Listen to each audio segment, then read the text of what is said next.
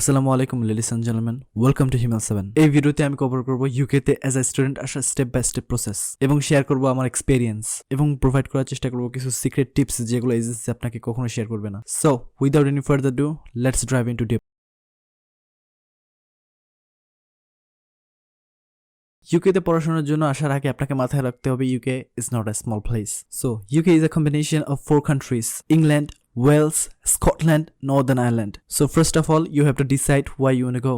95% মানুষের চয়েস থাকলে England, obviously। প্রথমে আপনাকে ডিসাইড করতে হবে আপনি কি লন্ডনের ভিতরে আসতে চান নাকি লন্ডনের বাইরে আসতে চান। অ্যাকচুয়ালি আপনি যদি লন্ডনের বাইরে আসতে চান সেটা হচ্ছে way more cheaper than inside London. Tuition fee is cheaper, living expense is cheaper. It would be a good choice. If you want my recommendation, I would say come inside London. Now the question is why? You can get a lot of opportunities here. Actually লন্ডনের ভিতরে way more job opportunities rather than outside London like Manchester, Liverpool, Birmingham. Now you choose your place where you want to come, inside London or outside London. So let's say inside London. Now your next step should be choose your university. So লন্ডনের ভিতরে অনেকগুলো university আছে, সেগুলোর link আমি ডেসক্রিপশনে দিয়ে দিব। Now you should choose your subject. বরাবরের মতো আমি এটাই রেকমেন্ড করি যে আপনার ফিউচারের সাথে অ্যালাইন করে এরকম সাবজেক্ট বেছে নেওয়া উচিত। Let's say you want to be an engineer, you want to be a fashion designer.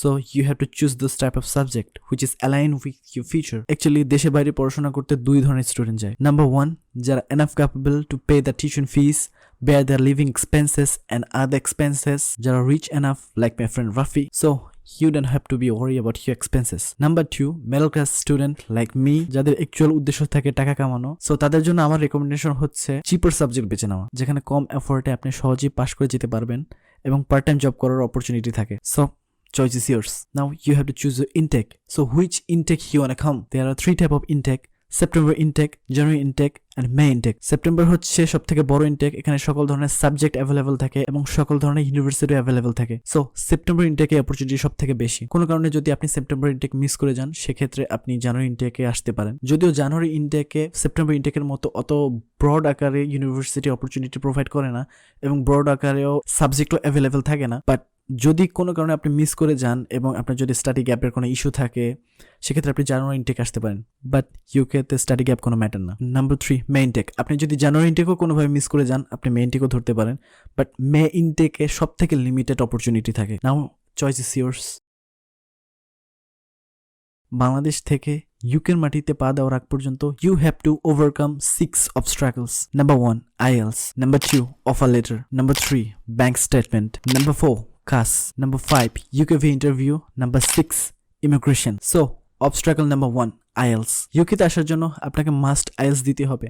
But অন্যান্য অপশনও খালি আছে, MOI, OITC, but I prefer IELTS কারণ IELTS সব ইউনিভার্সিটি অ্যাকসেপ্ট করে। বেসিক্যালি IELTS হচ্ছে দুই ধরনের, ইউকেভি IELTS and normal IELTS। ইউকেভি IELTS হচ্ছে যারা ইউকেতে স্পেশালি পড়াশোনার জন্য আসতে চায় তাদের জন্য, আর নর্মাল IELTS তো নর্মাল IELTS। বাট আপনার কোনটা দেওয়া উচিত? বেসিক্যালি ইউকেতে ডিরেক্ট ব্যাচেলর আসার জন্য আপনাকে 6 নো ব্যান্ড লেস দ্যান 5.5 পেতেই হবে। বাট ইউকেভি IELTS এর অ্যাডভান্টেজটা হচ্ছে আপনি যদি কোনোভাবে কোনো মডিউলে 5.5 এর নিচে পান সেক্ষেত্রে আপনি ফাউন্ডেশন আসতে পারেন। But this is not the recommended way. Foundation প্রোগ্রামে আসা আমি কখনোই রেকমেন্ড করবো না, because this is the waste of money. So UKVI IELTS fee normal IELTS fee থেকেও বেশি। So I don't think this is worth it. So I recommend you give normal IELTS. This is easier, but marking criteria and the question is also similar. So why? I highly recommend you give normal IELTS, save your money. But there is a hacks. আপনি 5.5 no band less than 5.5 পেও ইউকেতে আসতে পারবেন। হয়তো অনেক agency আছে আপনাকে জানাবে না। 5.5 no band less than 5.5 IELTS score নিয়ে রেভেন্সবর্ন ইউনিভার্সিটিতে ব্যাচেলর প্রোগ্রামে বিজনেস ম্যানেজমেন্ট কোর্সে আপনি আসতে পারবেন। Only Ravensbourne University provide this opportunity and this is in London. This is located one of the posh place next to the O2. So it's up to you. Obstacle number 3, offer letter. Offer letter দুই ধরনের, conditional offer letter, unconditional offer letter. So conditional offer লেটারটা হচ্ছে university আপনাকে কিছু condition দিয়ে দেবে, যেমন আপনার যদি IELTS না থাকে সেক্ষেত্রে IELTS স্কোর, ব্যাংক স্টেটমেন্ট। আপনার যদি IELTS স্কোর এসে যায় ব্যাংক স্টেটমেন্ট রেডি থাকে এবং আপনি যদি টিউশন ফিও পে করে দেন সেক্ষেত্রে ইউনিভার্সিটি আপনাকে আনকন্ডিশনাল অফার লেটার প্রোভাইড করবে। So this is the difference between conditional and unconditional offer letter. Obstacle number 4, tuition fees. এটা টোটালি ডিপেন্ড করে আপনি কোন ইউনিভার্সিটিতে কোন কোর্সের জন্য আসতে যাচ্ছেন সেটার উপরে। বাট টিউশন পে করার আগে এবং ইউনিভার্সিটি চুজ করার আগে আপনাকে একটা জিনিস সবসময় মাথায় রাখতে হবে যে প্রত্যেকটা ইউনিভার্সিটি একটা সার্টেন অ্যামাউন্ট স্কলারশিপ দিয়ে থাকে। এটা কি 3 বছরের জন্য নাকি ফার্স্ট ইয়ারে? অনেক স্টুডেন্ট আছে যারা ভাবে যে ওই সার্টেন অ্যামাউন্টটা হচ্ছে 3 বছরের জন্য, বাট ইউকেতে আসার পরে তারা তারা দেখে যে অ্যামাউন্টটা হচ্ছে ফার্স্ট ইয়ারের জন্য, বাট সেকেন্ড ইয়ারে তাদেরকে ফুল টিউশন ফি দিতে হয়। This is really a hassle. So এই বিষয়গুলো আপনাদেরকে মাথায় রাখতে হবে। Obstacle number 4, bank statement. Again bank statement depend করে আপনি কি লন্ডনের ভিতরে আসতে যাচ্ছেন নাকি লন্ডনের বাইরে আসতে যাচ্ছেন। According to UKVI website, after 2nd January 2025 inside London living cost হচ্ছে 1483 per month and outside London living cost হচ্ছে 1136। সো এটা টোটালি ডিপেন্ড করে আপনি কোথায় আসতে যাচ্ছেন। But I want to give you a small tips. সেটা হচ্ছে ব্যাংক স্টেটমেন্টে আপনি যদি পারেন একটু বেশি শো করবেন, তাহলে সেটা আপনার ভিসা হওয়ার পসিবিলিটি বাড়িয়ে দিবে। আরেকটা বিষয় আমি শেয়ার করতে চাচ্ছি, সেটা হচ্ছে ব্যাংক স্টেটমেন্ট মূলত 28 ডেজের জন্য দেখাতে হয়। মাই রেকমেন্ডেশন ইজ এটা 2 মাসের জন্য রাখেন এবং ইউকেতে আসার আগ পর্যন্ত don't touch the bank statement. এবং এই ফাইন্যান্সটা কিভাবে ম্যানেজ করবেন, 35 লাখ 45 লাখ আর 40 lakh what ever it is, আপনার যদি এনাফ 40 লাখ ক্যাশ থাকে তাহলে তো ভালোই, আপনি 2 মাসের জন্য সেটা ব্যাংকে রাখতে পারেন। যদি না থাকে হয়তো আপনি আত্মীয় স্বজনদের থেকে নিতে পারেন বা ব্যাংক আপনার হয়ে এই অ্যামাউন্টটা আপনার জন্য দেখিয়ে দিতে পারে। সেক্ষেত্রে ইনিশিয়ালি 1 লাখ অথবা 2 লাখ আপনার ডিপোজিট দেখানো লাগতে পারে। Rest of the amount bank will show for you. So bank স্টেটমেন্টের ক্ষেত্রে আমি রেকমেন্ড করবো প্রিমিয়ার ব্যাংক। অ্যাকচুয়ালি আমি যখন প্রসেসিং করাই আমিও প্রিমিয়াম ব্যাংক থেকেই করিয়েছিলাম। আমার এক্সপিরিয়েন্স থেকে বলতেছি আপনার প্রিমিয়ার ব্যাংক থেকে প্রসেস করাতে পারেন, but it's totally up to you. So obstacle number 5, CAS interview. Actually CAS interview হচ্ছে ইউনিভার্সিটি আপনাকে দেখতে চায় আপনি রিয়েলি অথেন্টিক স্টুডেন্ট কিনা।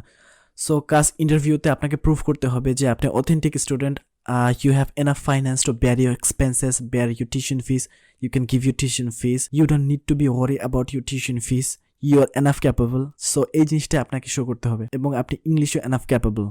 এই বিষয়গুলো আপনাকে প্রুফ করতে হবে CAS ইন্টারভিউতে। এই ইন্টারভিউটা সাধারণত ইউনিভার্সিটি থেকে নিয়ে থাকে। CAS ইন্টারভিউ সম্পর্কে ডিটেলস গাইডেন্স পাবেন নেক্সট ভিডিওতে। অবস্ট্রাগল নাম্বার 6, ইউকেভি ইন্টারভিউ। সো ইউকেভি ইন্টারভিউ হচ্ছে CAS ইন্টারভিউর মতোই। সো সেক্ষেত্রে ইউকে গভর্নমেন্ট দেখতে চায় আপনি এনাফ ক্যাপেবল কিনা আপনার টিউশন ফিস পে করার ক্ষেত্রে, আপনার কাছে এনাফ ফান্ডিং আছে কিনা, সো আপনি ইংলিশে এনাফ ক্যাপেবল কিনা, and so on and so on. So UKVA interview সম্পর্কে ডিপ আলোচনা করবো ইনশাআল্লাহ নেক্সট ভিডিওতে। সো UKVA ইন্টারভিউ পরে বেসিক্যালি 10 to 15 ওয়ার্কিং ডেজ লাগে আপনার ভিসার ডিসিশন আসার জন্য। সো আমার ক্ষেত্রে it takes 25 days. It depends, আমার অনেক ফ্রেন্ডের 1 সপ্তাহের ভিতরে ভিসা হয়ে গেছে। So I highly recommend you during that time বায়োমেট্রিক্সের পরে UKVA ইন্টারভিউর পরে I highly recommend you everyday তাহাজ্জুদ কোনোভাবেই ছাড়া যাবে না, দোয়া কবুল করাতেই হবে। সো ডু তাহাজ্জুদ during this time. Now hopefully you got your visa, inshallah. After this, you pack your stuff and then fly, come to the UK. So I hope I covered everything in this video. If you have any questions, you can ask me in the comment section. If you get any values from my video, you can easily hit the subscribe button and like and share. আজকের জন্য এই পর্যন্তই, দেখা হচ্ছে next ভিডিওতে। আল্লাহ হাফেজ।